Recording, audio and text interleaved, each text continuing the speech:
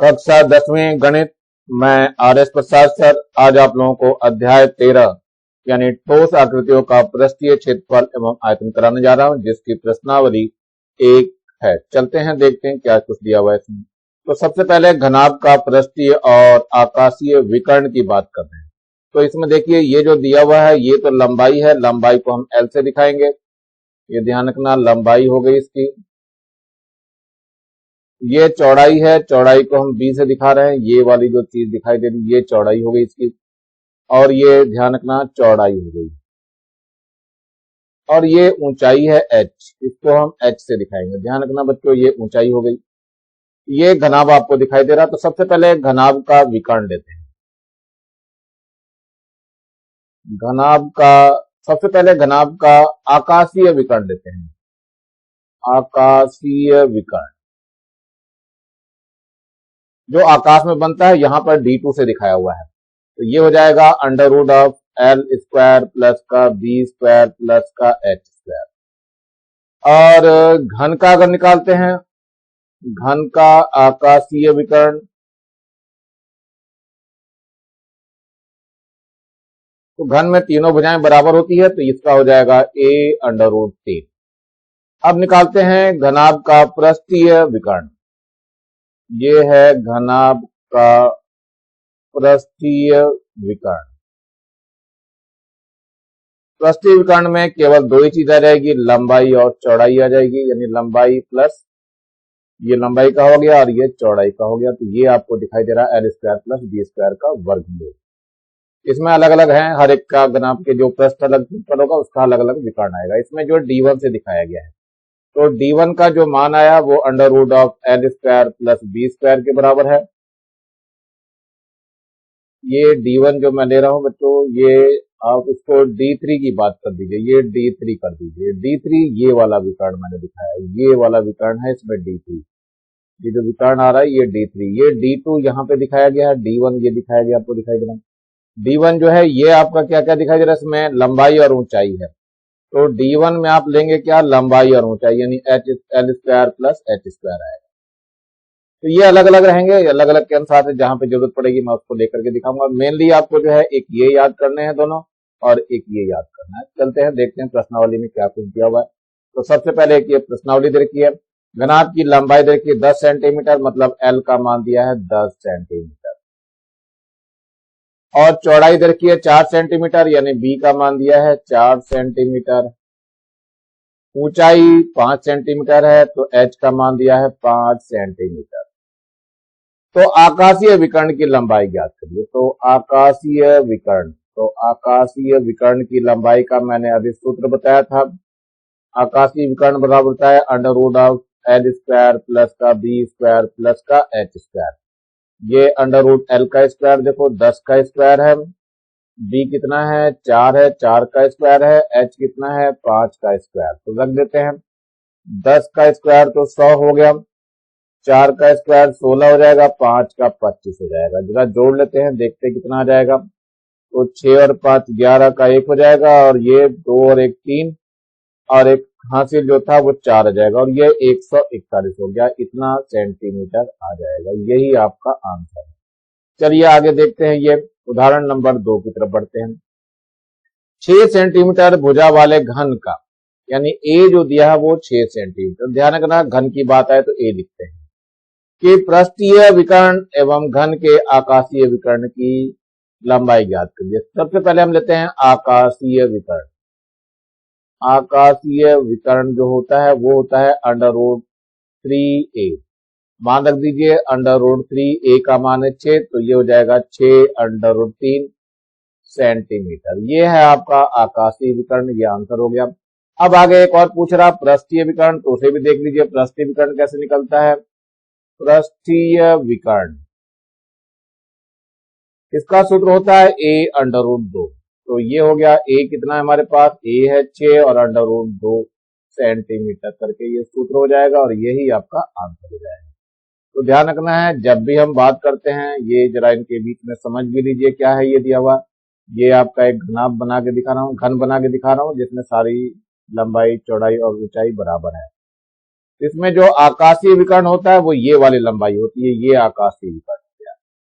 और पृष्ठीय विकर्ण जो होता है वो ये वाली लंबाई होती है, ये विकर्ण होता है, ये पृष्ठीय होता है। ध्यान रखना, ये पृष्ठीय विकर्ण है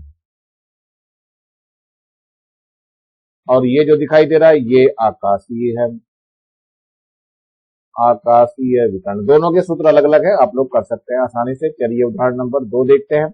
इस उदाहरण 2 में दिया है 6 सेंटीमीटर भुजा वाले घन के पृष्ठीय विकर्ण एवं घनीय विकर्ण के लंबाई ज्ञात कीजिए। प्रश्नावली 1 है ये, इसमें चलते हैं। घनाभ 8 मीटर लंबा है, एक घनाभ 8 मीटर लंबा है, यानी लंबाई दी है वो 8 मीटर है और 4 मीटर चौड़ा है, यानी चौड़ाई दी है बी है आपका 4 मीटर और ऊंचा 2 मीटर है, यानी ऊंचाई दी है 2 मीटर। चलिए घनाभ के विकर्ण की लंबाई ज्ञात कीजिए। तो घनाभ के विकर्णों की लंबाई मांगी है, तो सबसे पहले हम आकाशीय विकर्ण देख लेते हैं। आकाशीय विकर्ण जो सबसे लंबा होता है वो आकाशीय विकर्ण होता है। इसका जो सूत्र होता है वो L square plus B square plus H square. तो मान रख दीजिए, तो L का स्क्वायर कितना हो जाएगा, L दिया है 8, 8 का वर्ग हो जाएगा। B कितना दिया है 4 है, तो 4 का वर्ग हो जाएगा।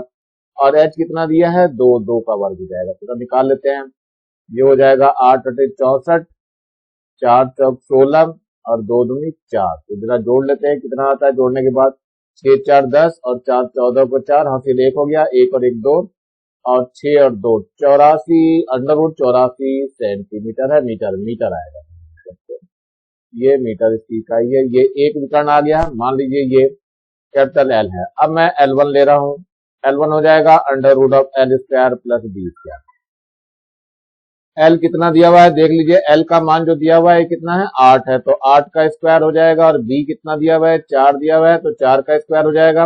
√8 × 64 हो गया और प्लस 4 × 16 हो गया। कितना हो जाएगा √6 × 4 10 और 6 और 1 7 और हासिल कितना हो गया 1 8 आ गया। इतने √80 मीटर आ जाएगा। एक आंसर ये आ गया। दूसरा एक और देख लीजिए, L2 जो निकालेंगे वो √ऑफ कितना आ जाएगा L square plus H square हो जाएगा।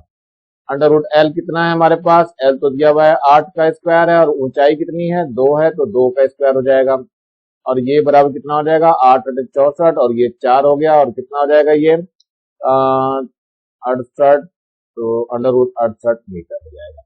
ये तो आपका L1 आ गया, L2 आ गया और एक और आ सकता है L3 भी आप निकाल सकते हैं। √ऑफ कितना हो जाएगा ये हो जाएगा B square plus H square से। तो ये √b कितना मान दिया हुआ है, b ध्यान से देखिए 4 है, तो 4 का स्क्वायर हो जाएगा। h 2 है, तो 2 का स्क्वायर हो जाएगा। तो 4 × 16 और 2 दूनी 4, तो कितना हो जाएगा वर्गमूल 20 मीटर। तो ये आपके आंसर है, सभी विकर्ण इसमें निकल गए हैं, आप लोग भी आसानी से निकाल सकते हैं। चलिए आगे देखते हैं, एक और दिया हुआ है। ये आपका दूसरा प्रश्न है। एक घन के पृष्ठीय विकर्ण की लंबाई ज्ञात कीजिए, उसकी भुजा दी है 12√3, यानी a का मान दिया है 12√3। तो उसका आकाशीय विकर्ण बताना है, पृष्ठीय विकर्ण और आकाशीय विकर्ण बताना है। तो सबसे पहले हम लेते हैं पृष्ठीय विकर्ण।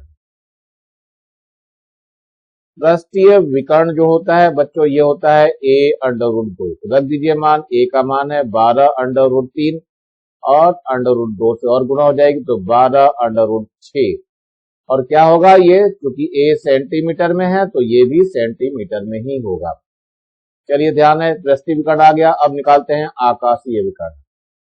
तो आकाशीय विकर्ण का सूत्र होता है बच्चों, कितना होता है विकर्ण, ये होता है a√3। रख दीजिए a का मान जो है 12√3 है और √3 से और गुणा हो जाएगी, तो 12 × 3 √3 की गुणा √3 से करेंगे तो 3 हो जाएगा, तो 12 या 36 और ये क्या होगा सेंटीमीटर होगा और ये आपका आंसर हो जाएगा।